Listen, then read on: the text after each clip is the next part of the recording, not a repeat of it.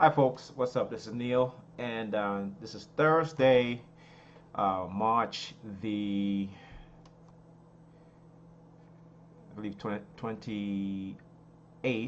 So um, today I decided to rest because the past 2 days I've been going twice a day, and literally after my workout last night, did some shoulders and did about 60 minutes of cardio. I was literally exhausted. And then a strange thing happened at the gym while I was in the locker room. They have the blower dryers which are mounted on the wall. So the one closest to me is where I usually put my stuff in the lockers, and there's one that's closest to me. So I turned that blow dryer on to dry off because I was sweaty, and all of a sudden there was a strange smell coming from the blow dryer, and it's sort of like when you get that chlorine smell and it stays in your nostril. Well, this was that kind of smell, but it wasn't chlorine. It smelled very different, but it stayed in my nostril, and I began to feel a little woozy. So I moved away from it, and there are about four or five other blow dryers mounted on the other wall. So I went and I turned on all of the other blow dryers, and actually waited for the scent to dissipate from my nostrils, and turned on the other dryer and began to inhale to see maybe if the same smell was coming from the air dryers, and they weren't. So the other air dryers smelled fine, and I'm thinking, well, maybe I'm not sure if the same pipe feeds all the air dryers, which I'm assuming it would. There would be no. It would make sense that that because all the air dryers are on the same side of the wall. The walls are in columns to where the lockers are, but still, I would think that all the air is the same air that's coming out of all of the air dryers. So I went to the front desk and complained about it, and had someone, one of the work employees, come into the locker room and turn the air dryer on, and I asked him to inhale, but he wouldn't inhale. He was like, away. I'm like, no, you need to stand in front of it, and so I turned it towards him, so it's hitting him directly in the face, and it looked to me like he was holding his breath. But I guess after a while, you can only hold your breath for so long. Then he began to inhale, and then he said, "Yeah, I smelled this. It smells kind of strange." And I said, "Now, okay, now." We went over to the other air dryers, and I had him smell the air coming out of the other air dryers, and he did not smell the same type of air coming out of the other air dryers. So this is how you know that mind control is real, and this is how they assassinate people, because they can mind control you to go to a particular store to buy an item which they have placed there that may be contained a chemical, maybe something cancerous, or something else, and have you select that item. The same thing they would do at a grocery store. People are getting ill, and they have no explanation as to why they're getting ill, and how or what they've eaten or drank, to have gotten ill. But this is what they do. This is mind control. This is what they do. And the only people that are so inept and so innovative and very effective in their methods has to be the government. It has to be the government. It has to be the CIA. It has to be someone, or perhaps even the FBI, because we all know that there are rogue agencies within our government. The government is huge. So, like President Obama says, it's a huge government. So, it takes time to weed out some of these people. But at the same time, when you feel and you notice stuff like that, don't stay quiet. Bring it to someone's attention. so that so that they know. Because if you're in that gym, the only person really that use that air dryer is that's next to the lockers of that place, and they watch you, they watch where you go, they try to see, they try to anticipate whether or not you do the same routine, and they place stuff there, for you, because they figure, okay, well, he's gonna do cardio, so he's gonna turn on the air dryer that's next to his locker instead of going to another air dryer, in another area. So you guys have to think about that. So when you experience strange stuff, I urge you to bring it to other people's attention. That way, you have a witness, another person that that can confirm what you are saying and what you've brought to their attention. So, you look at folks, all over the world, especially, government leaders that are being stricken with cancer, folks that live relatively healthy lives, that don't have any family trend of cancer or other types of diseases, genetic diseases, like autism and other types of diseases. These diseases can be induced, to your kin, your unborn child.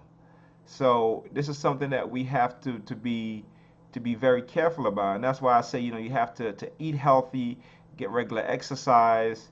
For the ladies who are targeted individuals who are pregnant, be very keen about your mental health, also your emotional health, also, because that has a bearing on your unborn child. So once again, the key is to pay attention, and the key is to confirm, by allowing or having someone else, see what you're experiencing, or even experience what you're experiencing, whether you're inhaling something or you're drinking something that makes you feel funny.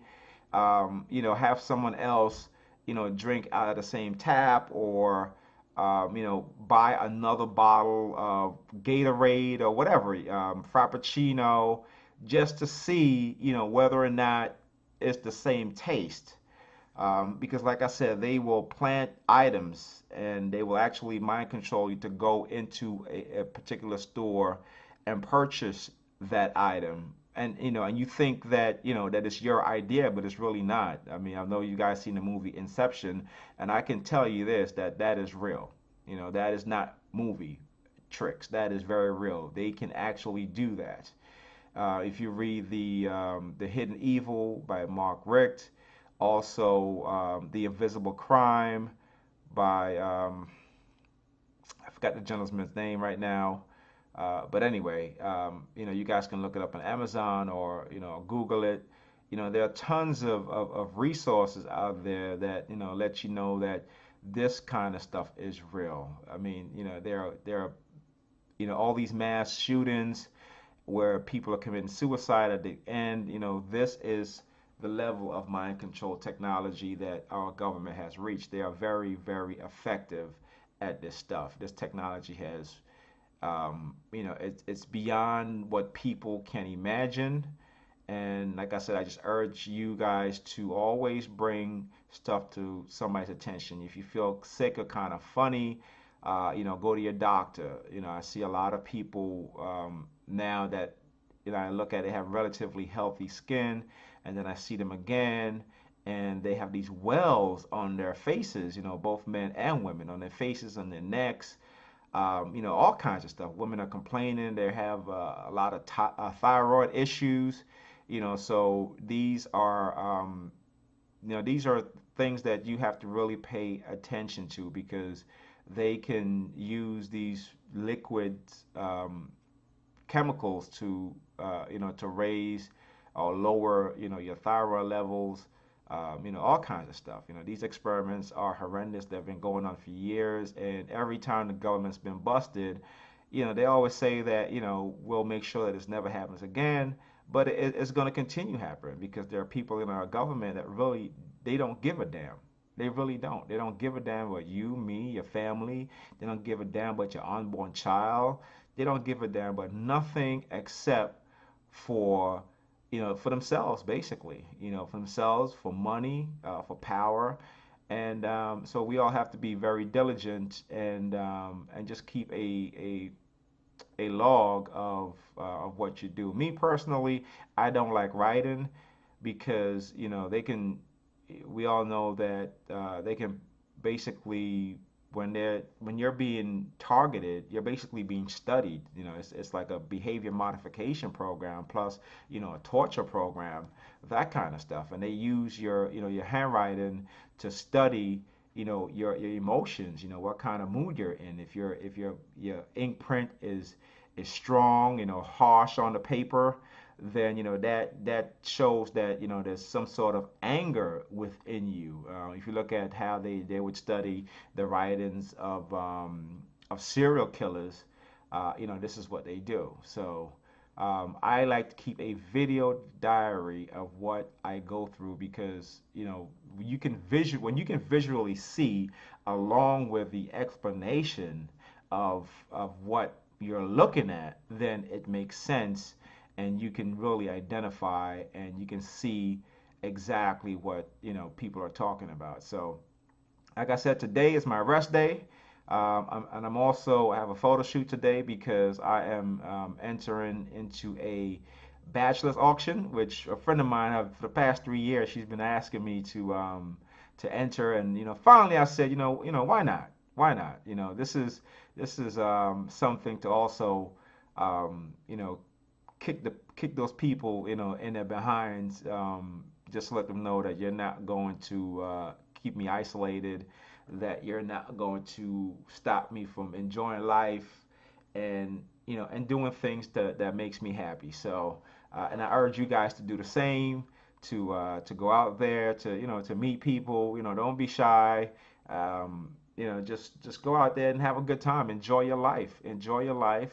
Spend time with your friends and family, even though some of us may feel weird around them sometimes, but you don't have to be around them for very long. Just 5, 10 minutes, say hello to everybody, and then hey, I gotta go, that kind of thing. But don't allow them to keep you isolated. Don't allow them to manipulate you in any kind of way and to put you in situations where where it may deem detrimental. And also one more thing, during my years of experiences, I've also learned that people in the workplaces, this is what they do. Also, they will basically, let's say you send out a resume for a job and you're very well qualified, and you send out 20 resumes or 25 resumes and you only get back one response. Okay, be very, very leery about that response because they will set up a work environment for you to fail. So they will discourage any other employer from hiring you because they want to study you, so they put you in an environment where they have a system set up to basically to make you fail, to make you feel like you're incapable of doing the work, to make you question your abilities as an employee, question your knowledge, your technical knowledge, whatever your expertise is, to make you have self-doubt. This is what they do. This is how they break you down mentally.